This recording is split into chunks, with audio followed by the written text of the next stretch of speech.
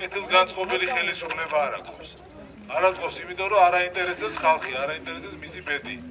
გაკეთდება საქმე და შესრულდება ის, რაც უნდა შესრულებული იყო ამდენი წლის განმავლობაში. ხის სამსახურში უნდა იყოს ყველა დეპუტატი და არა თავის სკამის და თავისი კეთილდღეობის მოწყობით არ უნდა იყოს დაკავებული. 2 ოქტომბერს ჩვენ რო გავიღვიძეთ, თავისუფალ ქვეყანაში გავიღვიძეთ და აღარ იქნება ადამიანების დევნა პოლიტიკური ნიშნით.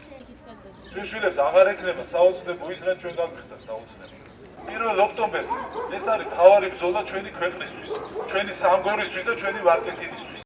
კამპანიას ვატარებთ თვითონ სამგორის რაიონის ვარკეთილის დასახლებაში და საკმაოდ სერიოზული პრობლემები აქვს იცით და ამაზე ყოველდღე ვსაუბრობ. კეთილგანწყობილი ხელისუფლების ქვეყანაში ქართული ოცნების სახით და დარწმუნებული ვარ იმაში, რომ ყველა პრობლემა კომუნალურიდან დაწყებული, სოციალური საკითხებით დამთავრებული და ჯანდაცვის კუთხით იქნება მოგვარებული.